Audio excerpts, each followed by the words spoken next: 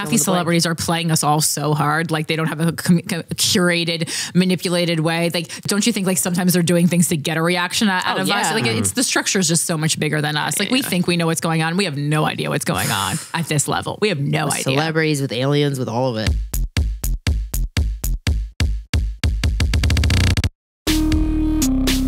Welcome to Guys We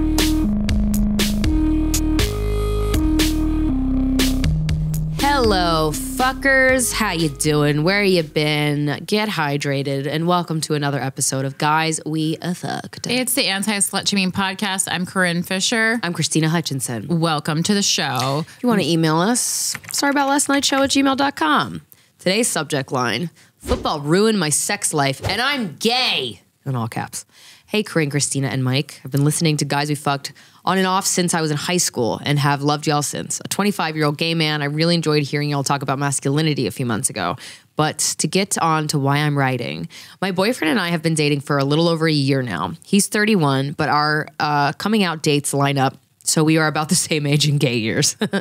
We moved in with each other in November, and everything has been going extremely well. I feel like we balance each other out very well. He's extremely extroverted and brings me out of my shell, and I ground him when he needs it. The one thing that has fallen off in recent months is the sex. A little over a year. Okay. When we first started dating, we were having sex all the time, and it was amazing. I understand that sex in a relationship comes and goes, but I can't help but notice that the sex came to a screeching halt when football season started. We went from having sex at least 2 to 3 times a week to having sex once every 4 to 5 weeks, if I was lucky. It has been about 5 months of this and I'm going crazy. The few times we have had sex since football started, I made myself finish, but he has not come once. Additionally, most of the times we have sex, at least he is drunk. I love blowing him, but he isn't even in the mood for me to suck his dick. Every time I try to initiate sex, he is not, quote, not in the mood and just says that his sex drive goes up and down. And I am very understanding and do not push him. But at this point, I have stopped initiating at all. Yeah.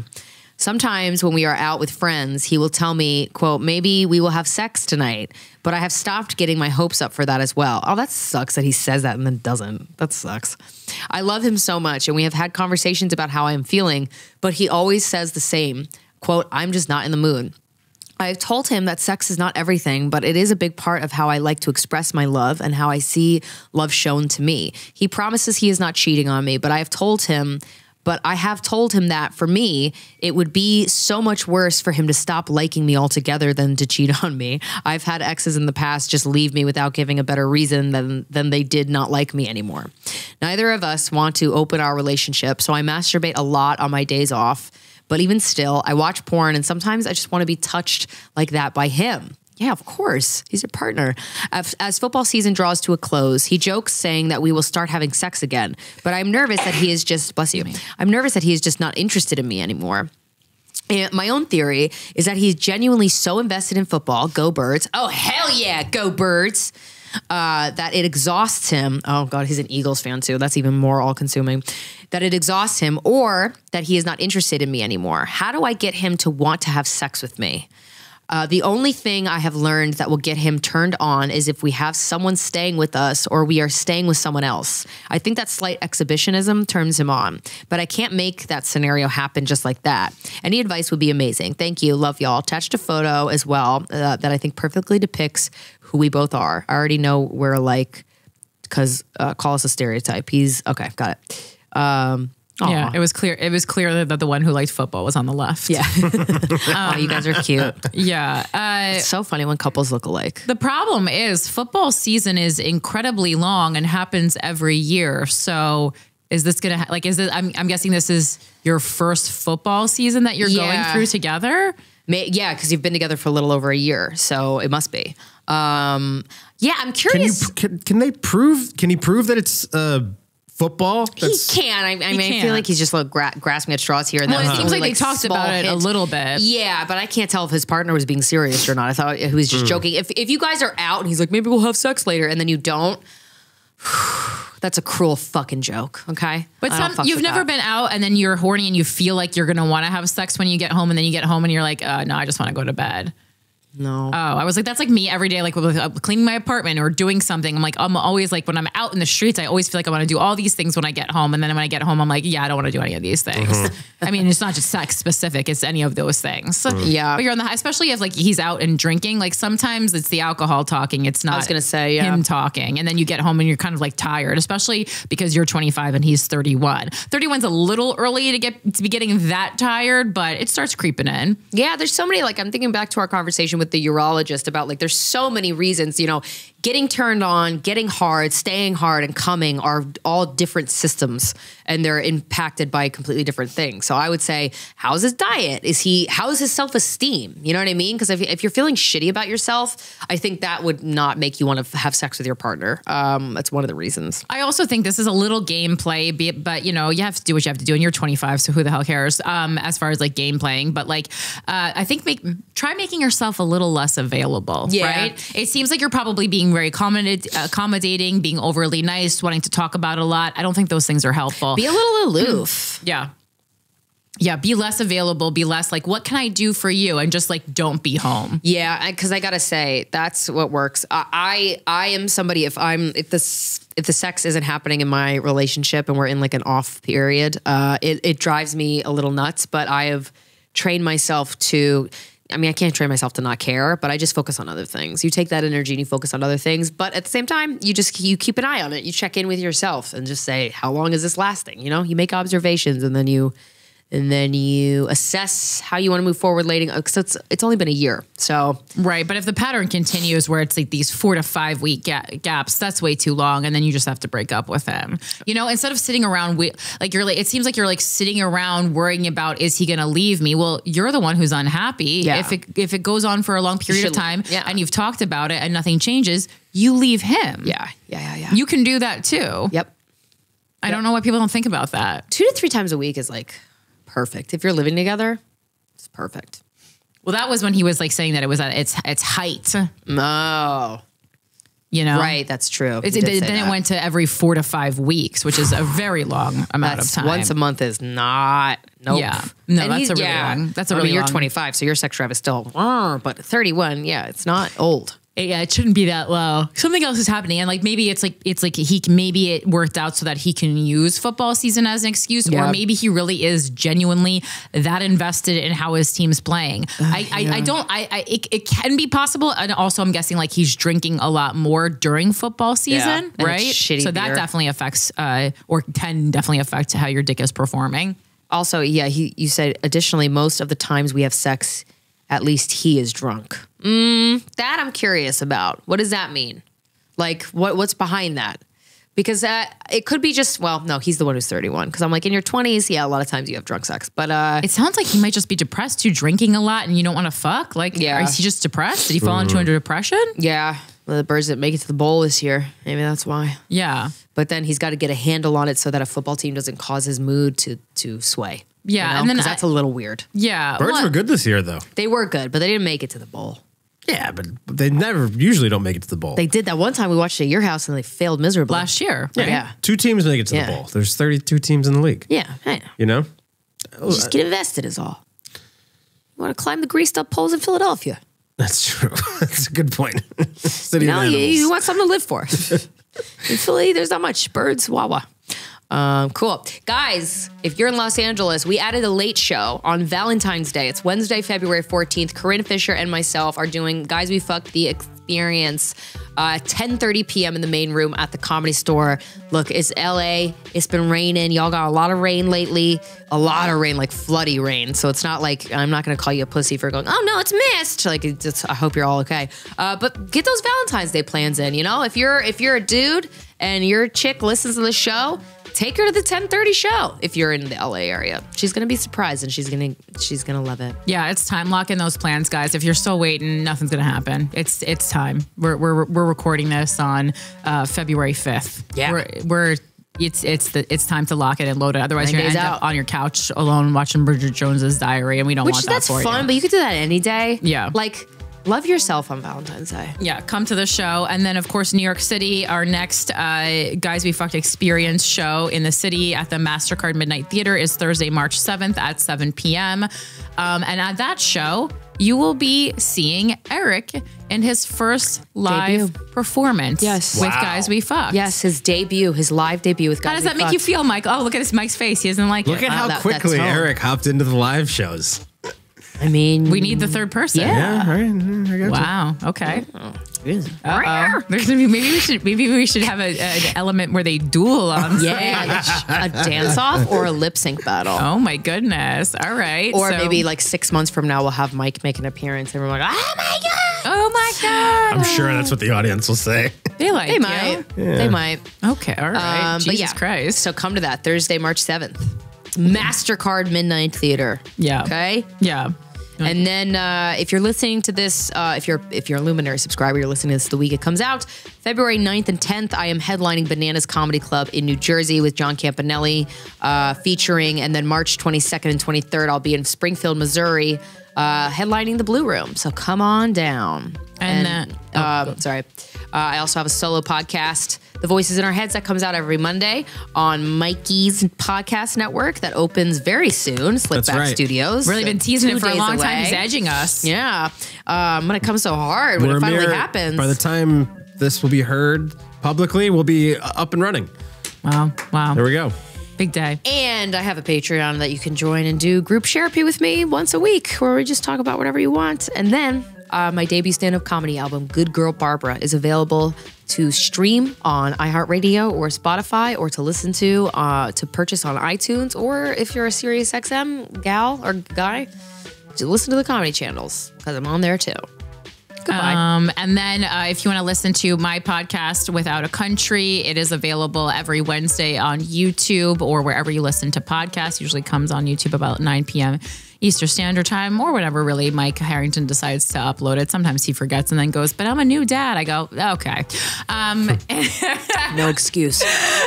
But the show is really good. Last week we talked a lot about the death penalty, some interesting things happening with the death penalty, including different new ways to kill people. Basically using a human as a guinea pig with a gas that we've never used to kill someone before. Oh yes. And just watching them shake and convulse, like pretty inhumane things happening in the world around us that I don't really see a ton of people talking about in the way that I think we should be talking about Alabama?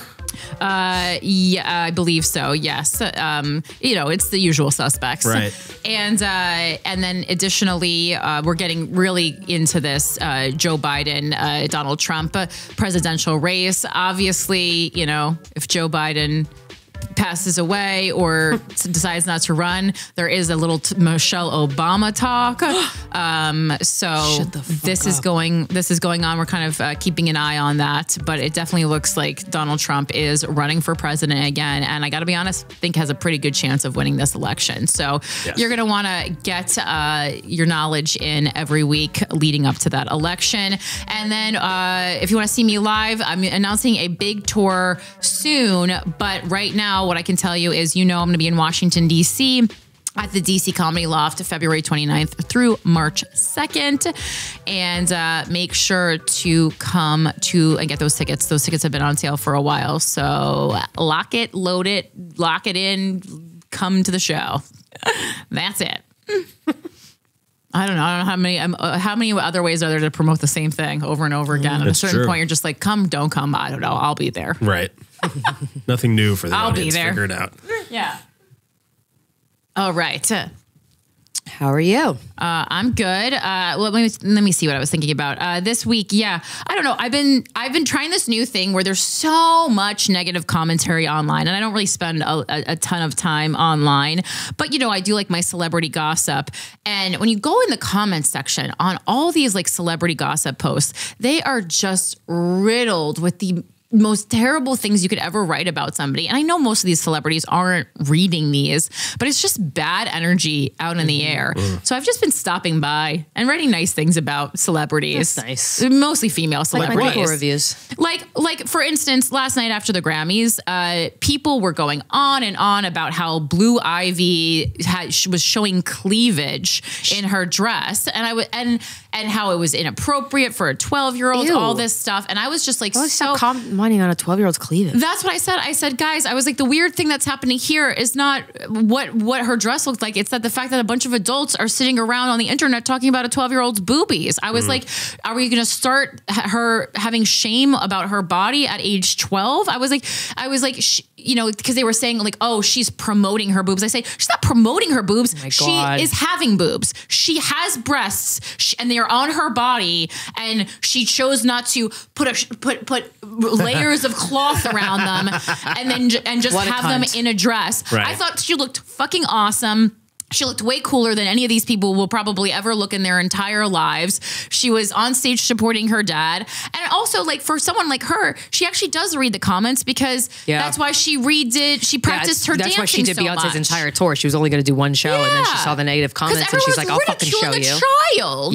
Insane. Really insane behavior. That's just one example, but it's constant. Like, you know, people do it with Taylor Swift all the time.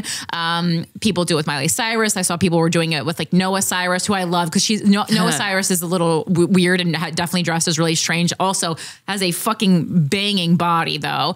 And I'm just tired of people constantly commenting on what people should or should not do, or, you know, people going on and on about how Taylor's hair always looks bad at the football games. Who gives a fuck? It's windy and cold. Literally, maybe it's also like one moment of her life where she doesn't have to think about her hair and it's freeing to her. Yeah. Get a life, everybody. Get a life. And I also, wonder, like, it's what just like, that gives the person who comments that stuff. they just feel bad about themselves because I always go on the profile. It's rarely a hot person saying it, you know? It's just someone trying to make their, put a stamp on in the world that is never going to have a stamp on the world. Yeah, they see negatively affecting people as that's fine. They'll take it. Yeah, it's just sad. So I guess the lesson to learn from this is like, if you're going to leave a negative comment about someone you've never met, you don't know, you really don't know what the inner workings of their life are, maybe take a second and stop and go, what am I getting out of leaving this comment? Yeah. What is the purpose of me leaving this comment? Am I adding to the trash of the internet? It just makes no sense to me. It just makes no sense. Who has the fucking time? I get like every once in a while I'll come by a post and I'm like, oh, fuck this. And I'll want to like, and then before I leave the comment, I go, is this just adding? Is this going to do anything? No. And I don't post it. Yeah. There we go. That's ridiculous. what you can do. You don't know these people, guys. It's sad that you think you know them. You don't know them. Yeah. I don't know them. You don't know them. None of us know them. And that's why all these people can project on them. Well, not to mention half these celebrities are playing us all so hard. Like they don't have a curated, manipulated way. Don't you think like sometimes they're doing things to get a reaction out of us? Like it's the structure is just so much bigger than us. Like we think we know what's going on. We have no idea what's going on at this level. We have no idea. Celebrities with aliens with all of it. We have no idea. Yeah. Yeah. I've been trying to, so I want to prep on, there's this like 4-day cleanse on that Woman Code book that I'm reading. And so I want to prep before I go on it. I did not realize how much sugar I take in. Oh yeah. Oh my God. A chai latte. I would have a chai latte. Oh my God, yes. And a croissant every morning from this cafe, and everything croissant. So delicious. Cause you know, when I wake up, I just want to fucking eat right away. And I want my biggest meals usually breakfast, but I stopped doing that. Just that one thing is why I eat pretty healthy throughout the day. But oh my God, my personality's different. I'm like better Jesus or worse? Christ, better. Oh, really? More clear-headed. A little more tired, but I'm also dealing with being sick. But and my head hurts, but that's because sick, not the sugar. But you didn't feel a drop off when you went off that much sugar? I felt a drop off for sure. I was like, usually like that you'll feel like the sadness or anger of like almost like you're going into ketosis. I mean, I'm sure you're not anywhere near ketosis, but yeah, I did feel like a cranky, like when I the times that I've quit smoking, like that I truly got super fucking violently cranky. So a little bit of that, but nothing too crazy. But it made me. The amount of sugar that you're supposed to eat in a day and the amount of sugar that you actually eat a lot of times are just so drastically different. You're like, oh my God, I've been fucking poisoning myself. Well, you don't need any sugar. You can go complete without sugar. Right. Yeah. And you can get it from, fruits. If you're going to get it from, I'm trying to just get it from fruits and stuff, but it's tough. You just have to cook for yourself basically. But my God, I didn't realize. And it's such I feel lighter without the sugar. It's wild how much of an impact that makes. And I've heard people say like sugar is poison and it's more poisonous than like hard drugs, which I don't know. I'm not a scientist, but the effects are wild. I think white sugar is it's like it's unnatural processed sugar. Yeah, all the processed sugar, like fruit, whatever. You know, you could, of course, you can go into a diabetic coma with eating only fruit, but processed sugar. I'm trying to cut it out just slowly because I knew that's a tough one to give up. Yeah. I mean, it feels great when you go without it, but then there's a certain point that I usually get to when I'm doing keto where I'm repulsed by the sugar. Even the smell of like a piece of candy is like disgusting. But then after a certain while, you're like, I miss it. I'm going back. You know, not hardcore. Ketosis is when your liver is getting energy from your actual body, your organs instead of the sugar that you're putting into it. Right? I actually can't explain to you right now because I haven't done it in a while. But all I know is like, you know, your body knows. You smell, your pee, you know. Yeah. It's wild. Yeah, managing what you put into your body food wise, like, and really kind of getting strict with it. Oof. Yeah, I'm really surprised at all the internal changes. Very surprised. That's where I'm at. But I'm not surprised that our guest was here. Our neurotic angel. What an intro. That was good. That was like Kristen Wiig on the plane in Bridesmaids. Transition. Oh my God. He's such a dear friend of ours. He saves dogs. He trains dogs. He makes you laugh on stage. You've heard him here before. He's back for his second return. Ladies and gentlemen, please welcome to the show, Justin Silver.